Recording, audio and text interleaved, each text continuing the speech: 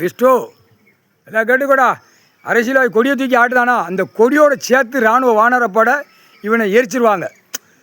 அப்படி தான் எரிப்பாங்க. ஒவ்வொரு மாநிலத்தையும் எரிப்பாங்க. தமிழ்நாடுனா தமிழ்நாடு, ஆந்திரானா ஆந்திரா, கர்நாடகா, டெல்லினா டெல்லியில் குடியரசுத் தலைவர், ஜனாதிபதி, நிதியமைச்சர் அதை ஆட்டா முடிய அந்த டைம் வரும். அது கடவுளால் தான் முடியும், வேறு யாரால் முடியாது. இப்போ மீனாட்சி சுந்தரேசர் டெல்லி போகிறாங்க.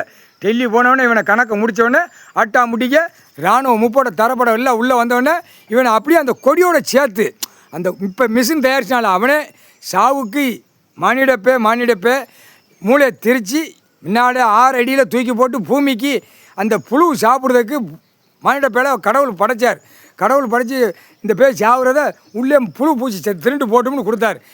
இப்போ அவனே இராணுவ வானரப்படை வச்சு அழகாக அந்த கொடியை சுற்றி அவனை கொடியோடு சேர்த்து உள்ளே எரித்து சாம்பலாக்கிடுவாங்க. அதுதான் கணக்கு. 8 7 ஓலைச்சோடு கணக்கு. கூடிய சீக்கிரம் 1ஆம் நம்பராக வர்றது தமிழ்நாடு, 2ஆம் நம்பர் வர்றது டெல்லி. ஊடாலப்பட்ட மாநிலம் வரிசைக்கு வரும். வரையில் கொடியை சேர்த்து சுற்றி எரிப்பு போயிடுவான். அந்த மிஷின் எரிப்பு, கரண்ட் மிஷின் எரிப்புக்கு போயிடுவான். முக்கால் சத்தியம் அரசியல்வாதி முடிச்சிட்டார் கணக்கு. சாம்பலை எரிக்க போகிறார். இப்போ கூடிய சீக்கிரம் எரிப்புக்கு போயிடுவான் அரசியல்வாதி. தமிழ்நாடு அடி தர்றமடி விழும். அவர் உட்காந்துட்டாரா, கொடியை தூக்கி ஆட்டாரா, ஆட்சியில் உட்காந்துனாங்க ஓட்டோம்னு ஓட்டாதடா முட்டா பயலாம் முக்கால் சத்தியம்.